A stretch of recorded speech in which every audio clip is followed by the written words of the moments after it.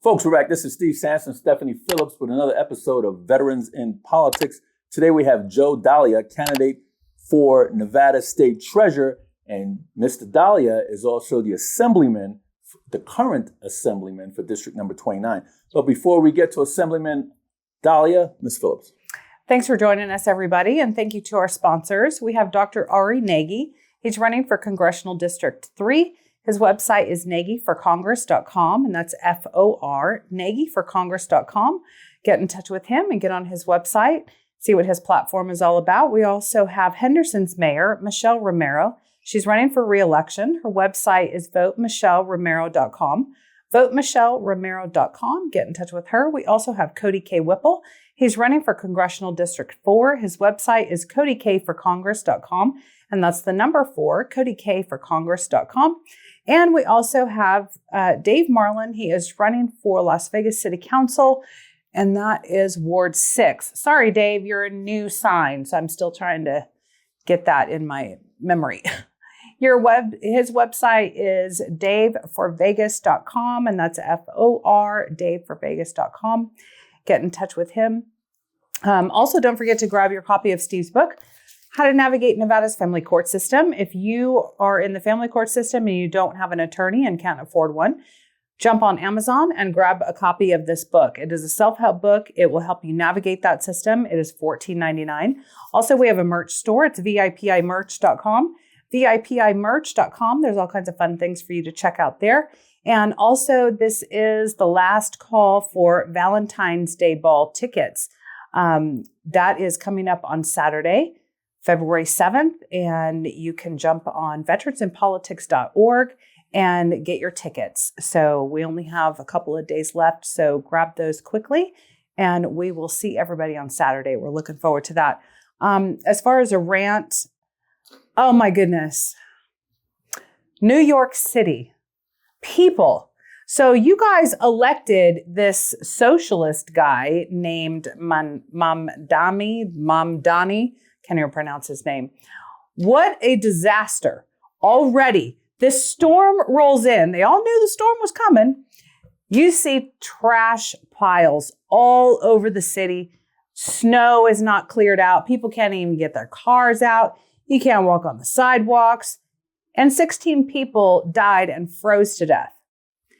Great job, Mayor. My goodness. So you guys voted for this. I don't really feel sorry for you because you radicals vote people like this in, and now you see what you get. There is no such thing as free things. Nothing is free. Okay? So learn a lesson here, and maybe you guys will vote differently next time. He was completely unprepared. Terrible job, Mayor of New York City. What a failure. You know why that happens, right? Why does that happen? Because we have a chapter down there, but he's not as,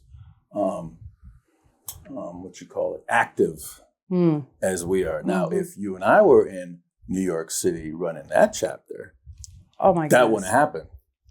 You see? It is just so, everyone is up in arms. They're all upset about it. And it's like, how can you be upset? You guys voted him in. Because you know who would have won that race? That Guardian Angel guy would have won. Oh, yeah. What's his name? He wore the hat all the time. And I remember the Guardian Angels as a kid when I was down in New York City. And they were all over the subway. They were doing their thing. People love him. They was bringing crime down that the police couldn't have done. So, that Guardian Angel guy should have won. Cuomo should have came out that race. If he was smart, he should have came out that race because everybody knew what was going to happen. Then if Cuomo came in the race, he would have pulled votes from the Guardian Angel guy and the Mamdani guy would have won.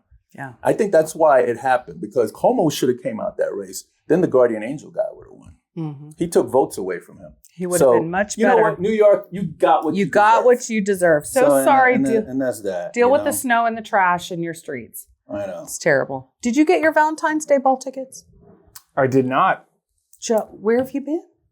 Joe? In the wrong places. Saturday. Yeah. I will get on it. I'll give you the link after the show. Thank you. You're welcome. Assemblyman. Yes. How you doing today? Wonderful. Thank you for coming on. Thank you. And could you give us a bio? Yes. So I was originally born in Boston. I've seen that you had a couple people that have that background on the show. You know, you can't get out of Boston. once they lock Boston down, there is no way you're leaving that that area. You're just stuck there. That's how they catch fugitives. They lock everything down in Boston. Yeah, well, I snuck out. We snuck out when I was a kid, and thankfully we made our way here, and grew up in a hardworking, working class union household, and I've written a little bit about some of the challenges I had growing up with food insecurity, and we really struggled to make ends meet. We kind of fell victim to a lot of the you can do everything right and still things can't break your way if you don't play the game exactly right. And so I still managed to be the first member of my family to go to a 4-year college. I went to Boston University, graduated with a degree in economics with high honors, spun that into I ended up being an entrepreneur with a few friends. I started a business, and I was the CFO of that business. Took that experience, applied to the University of Michigan Law School, got in with my wife, and then we tag team. Huh? That's right. We tag teamed. We went in and we said, both of us or neither of us. And thankfully, they were amenable to the both of us part. And she's still with me today.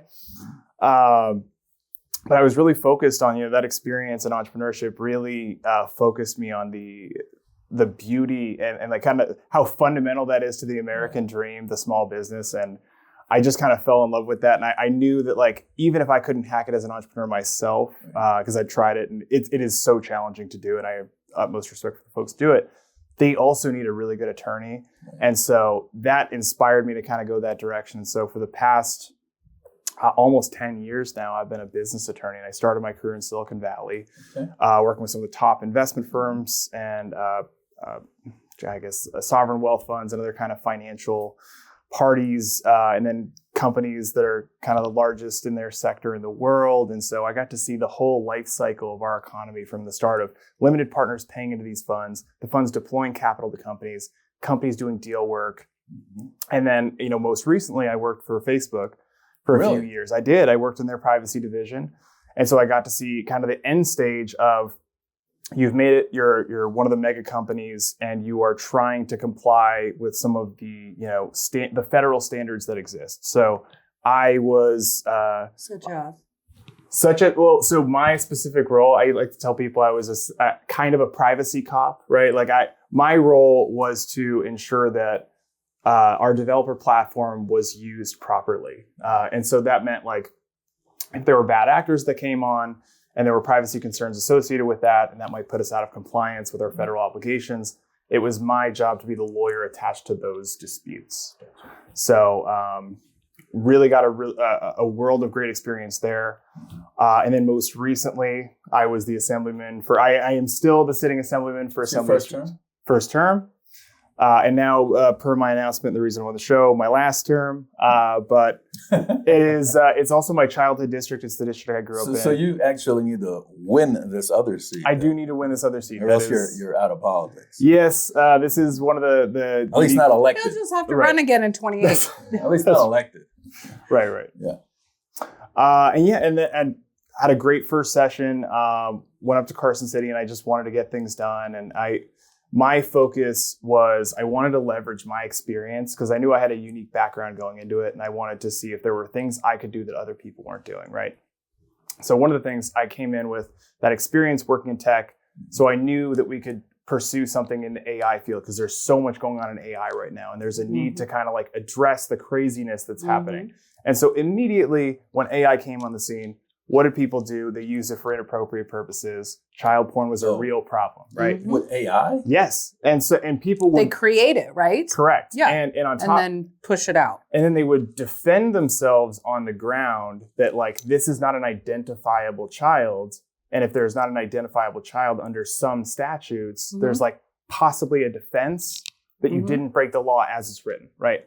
So I was like, I want to make sure that our statutes are clear on this. And that if you do that, there's no way you can stand up in court and say, you can't tell me whose kid that is, so there's no crime here. Did Nevada change that law? We did get that fixed. We got that fixed. Did that go through this session? SB 263. I co-sponsored with Senate Majority Leader Cannizzaro and Assemblywoman Melissa Hardy. And we got that done. So, and then the other thing was, one thing I'd experienced being on the campaign trail. So I'd run unsuccessfully in 2022 for the same seat and then won in 2024. You've been in my phone for a while. I've been in your phone for a while. And this was one of the first programs I ever appeared on, one of the first endorsement interviews I ever did. Yeah. And why is that? I think you guys might have been my first endorsement. I have to go back and double. You might have been. Oh, yeah, we did. You were close. endorsed? Yeah, you did. Oh. Yeah, that's right. All right. Endorsed them. And, like, I came in and I was like, I had all these. I mean, I think at that time I was talking about school funding, and like we need to pay teachers more and recruit and retain the best talent. And the thing I kept getting on the campaign trail is how you going to pay for it, right? Mm-hmm. Fair question. Mm-hmm. And everyone wants to throw the party. No one wants to pay for the party. And so I came in and I was like, I have this unique background that I can leverage to generate some revenue for the state. So there were two bills I proposed, AJR 8 and Assembly Bill 239. The first one is a constitutional amendment to create a statewide business court with appointed judges. And the second was to change some of our substantive laws. And they won't go for that. We did get it through. Is that like the Missouri plan? No, so the Missouri plan, I think, is judiciary wide. We were very narrowly trying to create this one court with appointed judges. And the reason for it is because it's a unique investment. Like doing it elsewhere might gain us some efficiency. It might gain us some expertise in some areas. I think we have a really good bench overall, but I think I don't want to get into the broader argument about the Missouri plan, but for this specific thing, I knew that Delaware had this chokehold on billions of dollars in annual revenue from people who say, like, if you're creating an LLC and you Google, where should I file my LLC? Up until very recently, it would tell you Delaware. Right. And that was such a powerful force. And if you got an attorney and you asked them, where should I file? They would all say reflexively Delaware. Okay. In recent years, Delaware started to kind of lose some of its credibility. Right or wrong, whatever the case may be, there is eroding faith in Delaware. And there was an opportunity for us to step up because we've always kind of been in the running for like kind of next up. And I saw this unique opportunity for us to bring this business court bill that I think hadn't been considered since like 2009. It was quickly considered and I think discarded, and then it just got chucked on the pile for a decade. But I brought it back and I was like, this is a way we can make millions to billions in annual revenue without raising taxes on people. And like, how few opportunities are there in governance to do something like that? So proposed that, got everyone educated on it, built a coalition. I was told you can't run a constitutional amendment as a freshman. You can't get that done. We got it done. I think we got it 42 in the Assembly and then I think 74 in the Senate. And it doesn't get signed by the governor. AB 239 did get signed by Governor Lombardo. But AJR 8 is going to come back in the 27th session. And my co-sponsor, Shay Backus, is going to continue to carry that, I hope, knock on wood. What is that bill that we were talking about, that family court? You want to? SB 432. Yeah. Why you guys voted for that? Yeah. You're an attorney. Tell us. Really? It's unconstitutional. Joe, tell us about this, the felony that they put in there to talk about your family court case. Why would you guys, and this was unanimous, both houses voted for this unanimously with that felony in SB 432, which astounds me. The Supreme Court is going to overturn that as soon as that's going to be arrested. A violation of the First Amendment. As soon as that thing is tried and they try and slap a felony on anyone, that is a First Amendment thing. The thing is going to get thrown out. It's a mess. And then there's going to be a lawsuit in federal court for that. Yep. I mean, if it was me, that's what I would do. You want to lock me up for talking about my own family court case? You're saying I can't talk about my family court case? It's a felony? Really? Not even a citation, a felony. Lock me up. I'll sue. Yeah. Tell us your thought about that, Bill. Why would... This one does not stand. I mean, like we had so many bills in front of us. Yeah. And like the ones that are unanimous, those tend to be discussed kind of like, I'd have to look back at the bill and see exactly which part you're talking about. I'd love your opinion. I will actually get back to you guys on this. You will, because there's a lot of people that sit in that seat that you're sitting at, and saying that they're going to get back to us. I will actually. And their phone doesn't ring. There will be an email, I promise you, or a text. Okay. We would love it. Yes. Thank you. No problem. So why? I mean, you're a freshman in Assembly. How come you didn't want to stay there and get on some committees? Because committee chair is the final word, which I think that's BS too. I think it's up to the committee. Should go on a vote. A committee chairperson should not be able to toss something away without having the whole committee involved in a vote on it.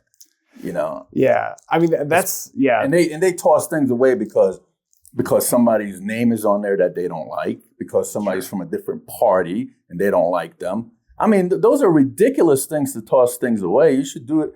You should toss things away because it infringes on the betterment of Nevadans, Right. Not because you personally don't like a person that's, signing on or sponsoring a bill. Yeah. I used to call the legislators college fraternity because that's how they act. They got their own clique. Everybody got their own. I watched it for years. Right. Everybody got their own clique, and then they hover together, and then they say, "Okay, we're not. Oh, that guy's an a-hole. We're not going to do that. We're not going to take his bill." You were up there for the whole session, right? So you know exactly what I'm talking about, right? Yeah, I mean, if you put that many people in a pressure cooker and you ask them to make snap decisions and be rational, you're going to get the human experience, right? Which is that maybe someone goes in day one and they're like, I'm going to play it straight. I'm going to call balls and strikes. And then by day 45, you're like, I hate her. And I'm just and like, it's just human nature. Like there's going to be a moment where that takes over. You need to be adult in the room. Right. And put your personal feelings to the side. I agree. And do it for the entire state. You're there to represent the state. You're not there to represent your own personal feelings or vendettas, right? And that was one of my daily affirmations. I always strove to go in there and call balls and strikes and just play it straight. And I never cast a vote because like there are people whose bills I voted on weren't my best friends. There were bills, there was a bill I voted no on that I was the opposite side of a few of my best friends in the legislature. So it can happen. And I did my best. Best friends in the legislature? We're all best friends in the legislature. Ruben's his buddy. As long as you vote their way, you're the best friend. As soon as you vote the other way, you're not enemies. How'd you vote on that Hollywood bill? I voted in favor of it. Okay.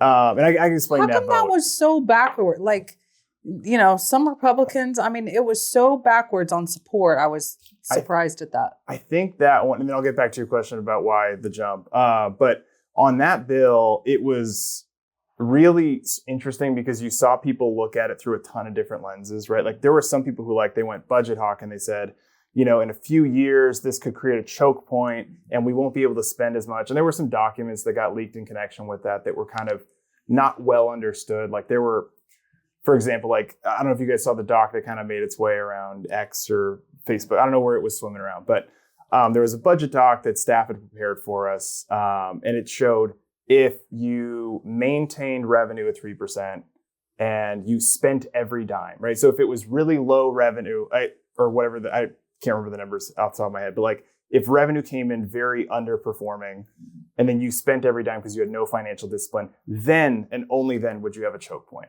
Mm-hmm. So, but there were people who they were like, this is going to involve cuts. This is going to, and so anytime you get into like the deep budget stuff, people get, justifiably kind of nervous about it and they don't want to put the state in a bad financial situation. I understand that. Mm-hmm. I saw the bill through a different lens and I just put on like my kind of economist hat and I said, I don't think we're on a good trajectory with our labor market right now. I see a lot of people that are hurting and they're saying like, in addition to the large unemployment numbers, we're seeing a lot of underemployed, like people who are like, I'm working this job, I'm doing Uber on top of it, and I still can't afford like a decent lifestyle. And so when this came up, I was like, this is going to be my last opportunity to try to put jobs into the community. And if we don't do this now, we're going to be locked in until probably 2027, right? Because the idea of calling another special session, it's so costly to the taxpayers. You have to get everyone flown in. Everyone's pissed off. No one wants to be there. And, it's all the worst things in session, but like consolidated into a very tight timeline. So, I voted in favor of it because having grown up the way I did, it really struck me like I couldn't see putting kids through what I went through if I had to wait. Like it was struggling with not being able to like afford basic things. Like we toothpaste, toothbrush. Sometimes I slept on the floor. We didn't have, I mean, like that. There were time periods that were really tough for us, and like we didn't. I wouldn't have guessed because you seem very educated. You seem very put together. Thank you. I appreciate. Yeah, I mean, there were a lot of things about the way that were just kind of like my parents fell victim to financial desperation pushes you to dark places, right? True. And that substance abuse, predatory lending. Violence in the house. Like we had the works, right? And like all that stuff, everything. like all that stuff Yes. happens when people are desperate. It does. And I thought about that when I was casting that vote, where I was like, there's some kid out there that like is on the precipice of going through that. I could like probably do my one thing to prevent that. And so I probably had a more emotional vote. Like everyone else was just like, oh, film studio. But you know what? That is a good example. Your life, what you have accomplished, being a lawyer and in office, and what you strive for, and your goals and achievements. Family man with kids. Your wife, your kids. I mean, you can step out of that environment that is not so great. Right. And, I'm sure you didn't get anything handed to you. No. You earned these things. So, and you're a young man. And I think that is an incredible message to give to young folks that may be in your same situation, and look what you can become. It's really up to that person most times, right? And what they want to achieve. It's great. Yeah. And that's part of the reason I'm like sharing this with you guys, because I think it's important for people to know, like, you don't have to have everything go your way for things to end up really well. Like I could not have told you at 17 years old that I was going to be married with 3 kids, representing my childhood district with all the degrees I've earned and like all the professional experiences I've managed. Like it's a beautiful thing, right? And it's like resilience is so important. And I just, if only that helps in America. anyone, only in America, only in That's what America. Don King says. Oh yeah. He never threw one punch, but he made more money than every boxer in the ring. There you go. But why are you running for treasurer? That's right. Yeah. So that is kind of when I got to the end of session, I had to do an evaluation of like, how did I feel about that? Right. I felt very good about my impact on the legislation, right? Like I came in with a vision and a plan, and I implemented that plan. But then it was just over, right? Like at 120 days, you're done. And I'm like, okay, so I am the sitting assemblyman for this district until November of 2026, but I'm sitting there in July of 2025 going, but I'm essentially done, right? I'm going to cast a few more votes if we get a special session, and that's it. It kind of dawned on me like the immense sacrifice. Like I missed all 3 of my daughter's birthdays to do this. Like, I mean, and we all make sacrifices, so I don't, but I was just saying, like, you should have had them have their birthdays after July. If I was Should have really had a September baby, an October baby, and a November baby. if I was playing 4-dimensional chess, I would have done that. At the time, we were just like, we're going to build this family, and we're not going to think about the ramifications of all of them being kind of April and May. He's screwed. And so yeah, I mean, I got the end of it, and I was like, the things that I was really passionate about was finding a way to pay the bills, right? And finding like really unique solutions to problems and trying to help people. And I thought this office represented kind of the perfect opportunity to lean into the things I was interested in and also maintain that legislative presence. Because the treasurer's office gets 5 BDRs. As a freshman legislator, I got 6. So I kind of make a lateral move in terms of my ability to come in with thoughtful legislation, work through that building the way I've just shown that I can, work across the aisle, work across chambers, and work with the governor's office. And on top of that, 365 days a year, I can do something to help people. And, we just actually had some of this come in motion where, so like right now I don't control the unclaimed property. What I do is I can send out the link to it, and I can say, hey, look up your name. You both should look up your name, by the way. But if you look on that site, there's $34 out there for me. Hey, $34, that's not bad. There is, we're essentially, their state is holding a lot more money than people are aware of. A lot of people don't know about that unclaimed property. You probably want to give a website or something. So yeah, I don't remember the URL off the top of my head. I will find it before we're done. Before we're done, and I'll say it into the camera for everybody. But I had someone that I was sending it around to friends, and like one of my friends, he's a former entrepreneur. He's kind of later on in his career, and he's had some financial difficulties. His business kind of went downhill, and he's like kind of on the verge of bankruptcy, and he has like $7,500 sitting with the treasurer's office, I guess. Wow. And like this was like life-changing money for him, and it was like this huge deal for his life that this existed. So to be able to identify that and connect him up with it, and that's just like as a third party, just a guy sending a link essentially. So the idea that I'll have the back end access and the ability to kind of match people up with it. Among the many other things this office does, like But I do find it kind of cool that it's one of the few places you could just put money in people's pocket. Could you explain what's the purpose of that office and what's the mission of the state treasurer? I think the best way I've heard it summed up is the chief investment officer and banker of the state, right? And I think it gets all the money. Yeah, that's right. He's the Bank of Nevada. It's complicated, but essentially, like, there is a Bank of Nevada. I know. I'm just saying. There is. He'll be the bank. Go ahead. Oh, sure. Yeah. So there's a few different responsibilities that fall into the office. There's investments, debt management, college savings, unclaimed property, financial literacy. Stop at investment. Sure. You could, as the state treasurer, you could invest taxpayers' money without asking anybody? There are limitations on it. So there's constitutional limitations, there's statutory limitations. And at the end of the day, the elected is usually not the person that does the trading. Like, you're going to hire a deputy treasurer of investments. As I understand it, we have a very good one right now. Okay. And so, without asking the people, you just do it. Oh, then like you could just invest in Bitcoin. No. So there are limits on that, and there is actually kind of an open legal question of whether we can invest in cryptocurrencies. It depends on kind of like how you frame it up against the constitutional and statutory layers of like. Okay.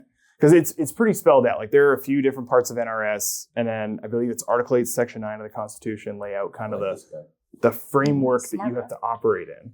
Mm-hmm. And so, like, you're pretty penned in. Like, you can't go nuts. But at the end of the day, like, I know my own limitations, and that's like one of the most important things you can have in a state treasurer. Clint Eastwood said, a man's got to know his limitations. Yes, especially true. And I bet he meant the treasurer's office when he said it. He probably did. Holding 357. Of course he did. Yeah. But yeah, I think like that's a place where you want to make sure that's one of the most important hires is your deputy treasurer of investments, to make sure that the money is being managed in a way that optimizes returns so that we can fill the state's coffers and fund the government programs we need to fund. Do you know what their budget is and how much is in the coffers right now? There's a few different pockets. I believe there's like a $12 billion pocket. Billion. A $43 billion pocket for, and I'm going off the top of my head here, so this is going from memory, so I apologize about fudging the numbers a little bit. But I believe it's a 42 point something billion pocket for the 529 plans. And there's a few at 1.1 billion for unclaimed property. And then there's like, go down. There's $1.1 billion in unclaimed property. Yes. Which is another thing I think we should look into. There's some interesting legislative activity around that I think we might want to explore. Ohio just did something very interesting, a little aggressive, but they just passed a law that at 10 years, unclaimed property reverts to the state and it becomes state property. So it's spendable by the state. You can't find your stuff in 10 years, you got robbed. How come you guys don't does that office actively seek out these people that this money belongs to? Yes, there is some of that. I can't speak to everything the current treasurer's office is doing. And I do think it is kind of at the discretion of like each treasurer, like the exact way you want to go about doing it. But every state approaches this very differently. Like some states have the reversion. Indiana, I believe, has a 25-year reversion statute. And then some have, I believe, an automatic return. So like if we know that we're holding $50 of yours, just send it to her. Just send it. Yeah. Yeah, what's the problem? Now, how come the law isn't written that way? That's how it should go. In Nevada. Let's go with that law. Exploring all options to make life easier. I like that law. What would you propose to change the law to make that more efficient and to get that money back to the people it belongs to? So I want to cabin this with, I haven't looked into the administrative costs, because like this is the thing that always gets you in Carson City is you have a great idea and then there's some hidden cost to it that you didn't know was going to be baked into it. My AI child porn bill was like $2 million to implement, and I was like, "What? Where's that coming from?" Wow, why? Just from increased prosecutions. Like everything costs money, right? So they were like, "We're going to need extra case, to address the extra caseload," and then Department of Corrections. So for this, I don't know what the administrative costs would be to have like an automatic return, but it might be interesting to look into. It might be interesting if we were like, I'd like to see like what exactly the practices are in the way that we approach returning it to folks. I know that people are notified, and I know The Treasurer's Office did really great work during COVID. I believe they matched up the unemployed list with the unclaimed property list and got money back to folks when they really needed it most. So, in moments like that, I think that's a really good thing to do. But it What's seems unemployment in Nevada? right now? Yeah, what are those numbers? Oh gosh, I think it's Because you mentioned that before, yeah. that it's high. What is it? It's 5.3, something like that. It's got to be close to that. Okay. I've got to be in the ballpark there. But You look that up too and text I me. will look that up. And text you. So, if elected treasurer, how will you balance tax-free incentives with the need for revenue to fund education and infrastructure? Sorry, could you repeat that? My apologies. Okay. Yeah. If elected treasurer, Yes. how will you balance tax-free incentives Tax-free with the incentives. need for revenue to fund education I and see. infrastructure?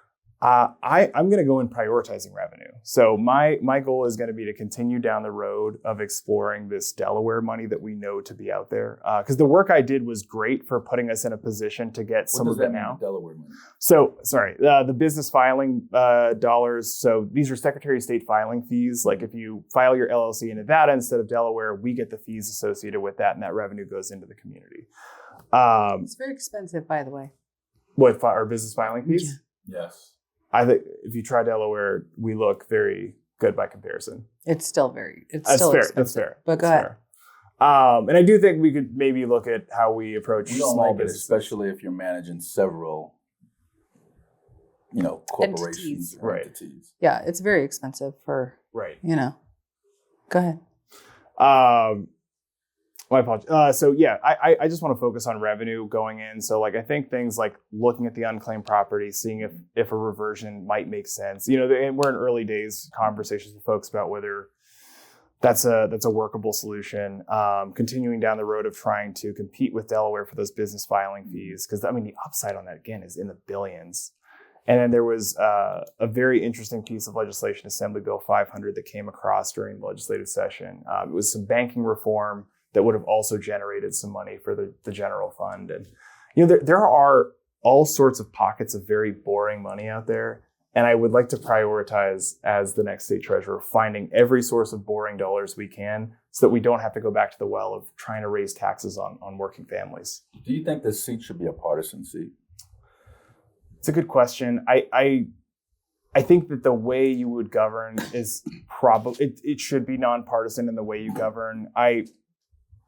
Whether people should know if you're a D or an R going in, I don't know how helpful that is. But I think in an ideal world, this office is not fundamentally about partisanship. It's about going in and helping Nevadans every day and being a responsible steward of the state's finances. So your campaign mentions creative housing solution. Yes. Correct? What measurable goals or programs would you pursue first?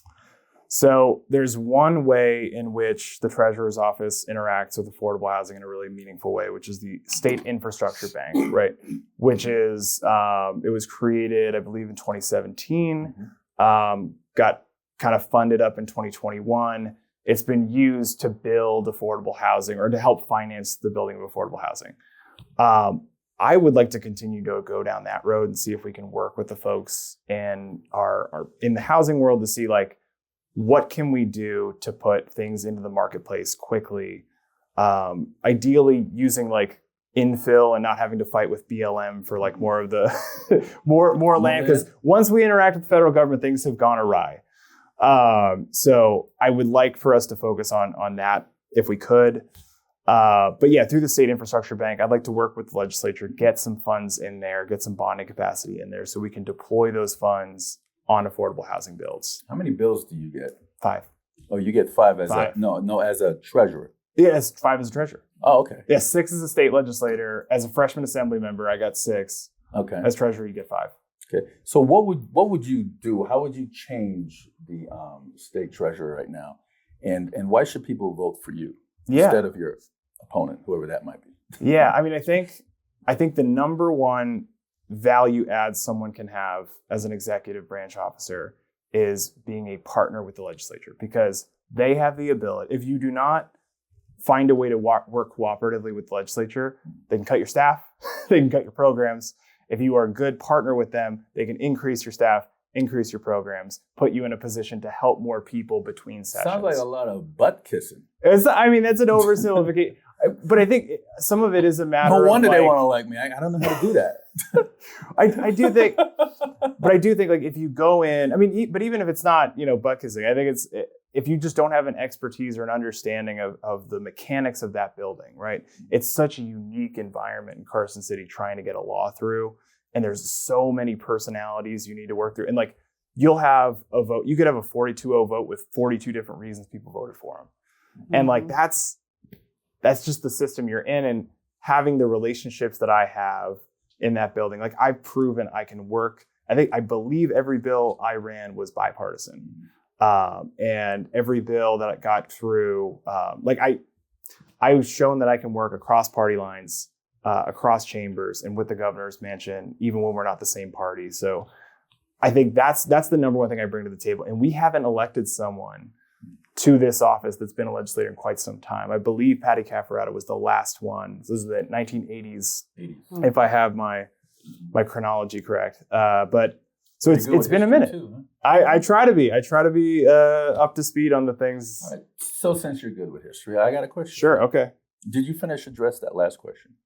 So the other things, my vision for the office, I think it is well known that we're the chief investment officer as the treasurer's, or the treasurer's office is the chief investment office, or let me get my words, the chief investment officer of the state. Do I confuse? No, I tongue-tied myself. But I also visualize the office as being kind of the chief revenue officer of the state, and ideally the chief affordability officer, and kind of finding ways to match up these programs to align with the needs of the community, and finding a way to like being aggressive about getting unclaimed property back into the hands of people, being aggressive about the college savings programs and getting people access to college, and being aggressive about giving people the financial tools to succeed. And I think we are in an era of unique predatory lending. You have people taking pay as you go on their burritos. Like, this is all going to add up. We're on their burritos. There's like an Affirm or some payment equivalent, right? Where you can pay.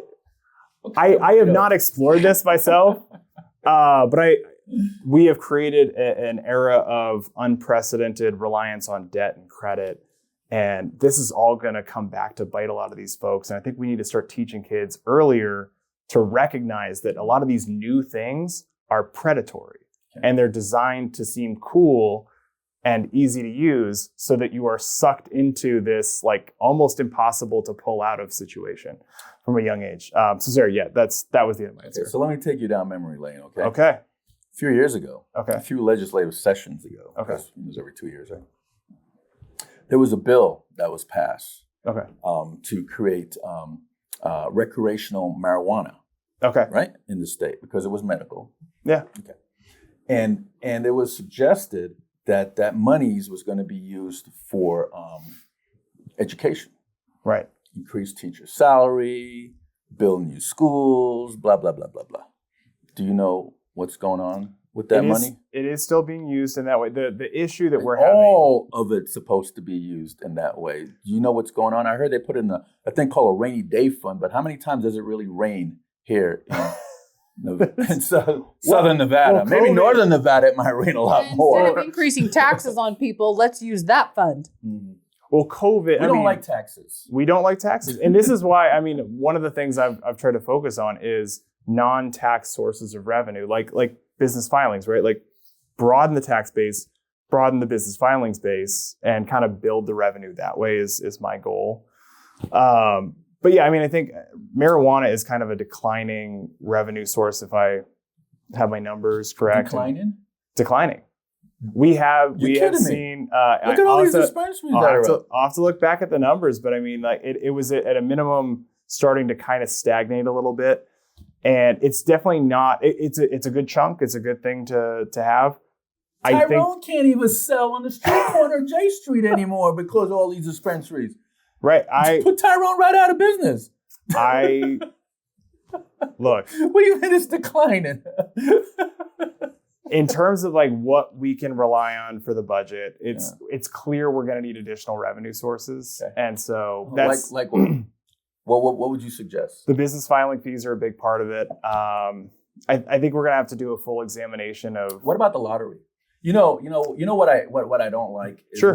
when I go purchase a room at wherever, one of these strip properties, Yeah. and when the tax is more than what the rooms are, that's a problem. Right. You know, the room is Resort fees, $50. taxes, By the time you're done, it's $150. parking. Yeah. Yeah. I mean, what's going on with that?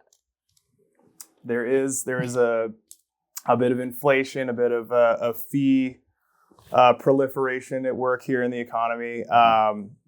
It's hard right now for a lot of folks, and I think we're going to have to be all hands on deck to kind of see what we can do to not hurt our business community, but at the same time kind of address that issue. Because like if folks can't afford to use our services, then where's the revenue? Like, we're going to lose that on a revenue source. So you're a smart guy. And I know a lot of assembly candidates, we ask questions, what BDRs are you going to put in? Some don't even know what a BDR is to begin with, and they're running for assembly or state senate. Some don't even know what BDRs they're going to put in. Right. But I think that you could tell me, because you said you get 5, right? You get 5. Okay, so what 5 BDRs would you want to propose as a state treasurer?